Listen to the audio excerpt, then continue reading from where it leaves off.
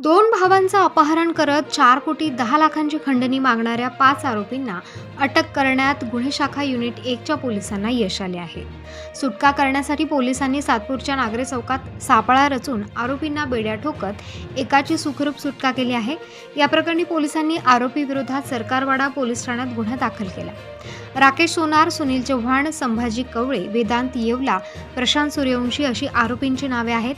अपहरण झाल्याची तक्रार पोलीस ठाण्यात प्राप्त होताच गुन्हे शाखा युनिट 1चे वरिष्ठ पोलीस निरीक्षक विद्यासागर श्रीमणवार यांनी गुन्हे शोध पथकाला तात्काळ तपासणीसाठी रवाना केले. या 5ही आरोपींना ताब्यात घेत त्यांची चौकशी केली असता त्यांनी गुन्ह्याची कबुली दिल्याची माहिती पोलिसांनी दिली आहे. त्यांच्याकडून 30 लाख रुपयांची स्कोडा कार, MH04DN 9677 तसेच 30,000 रुपयांचा देशी कट्टा व 500 रुपयांचा राऊंड असा एकूण 3,30,500 रुपयांचा मुद्देमाल जप्त करण्यात आलाय.